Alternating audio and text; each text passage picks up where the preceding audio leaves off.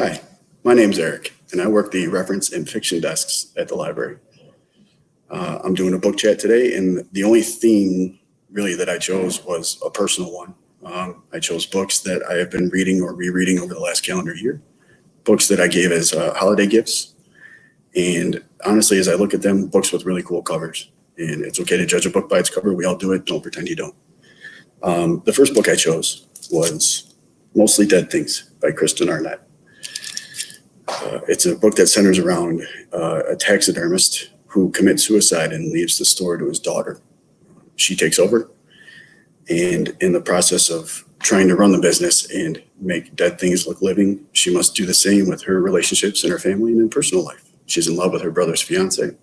Her brother gets withdrawn, and her mother loves to go down to the store and create art displays that are alarming in nature and really puts a damper on the business.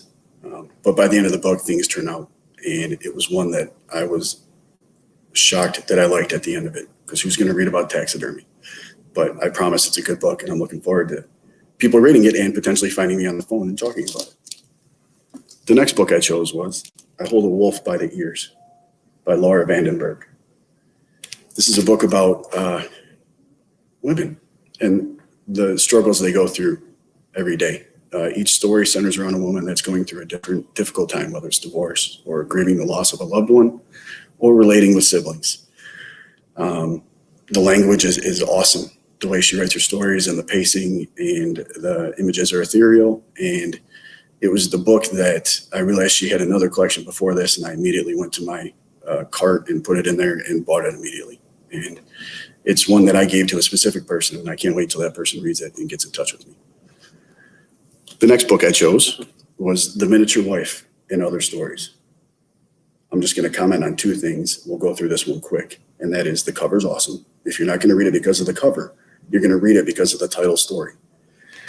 In the title story, it's one sentence. It is a man who accidentally shrinks his wife, and they get into a battle in the house that they're in. I know, it's awesome.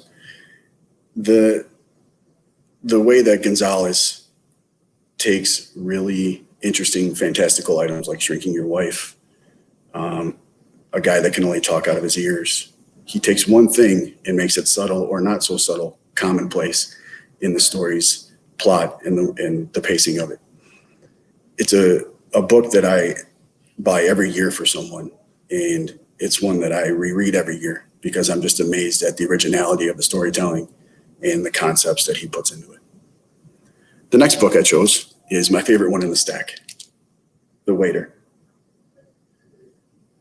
It's an interesting story about balance and what happens when that balance is compromised in your life. I know I appreciate things in a certain way, and it centers around a waiter in a very old and fancy restaurant in Europe. And every day is the same for him. The routine is set up. He appreciates what's going on. He likes things done a certain way. About halfway through the book, that balance is compromised, and the story snowballs from there.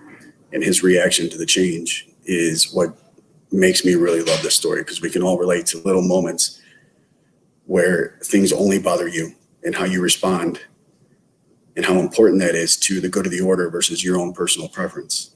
That's what this story is about. The last book I chose was I Was Told There'd Be Cake by Sloane Crosley. It's a collection of essays. Her first one. She used to write for the Village Voice.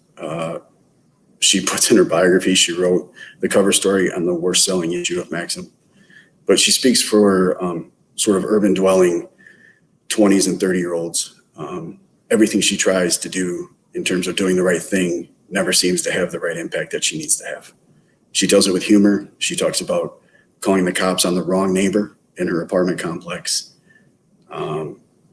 She's one who, when I see a collection of essays coming out, I immediately put it on hold because it's one that I have to read.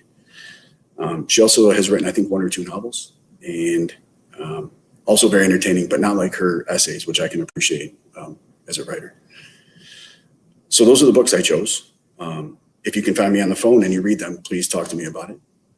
I'm looking forward to seeing people back in the library whenever that is, and please be safe.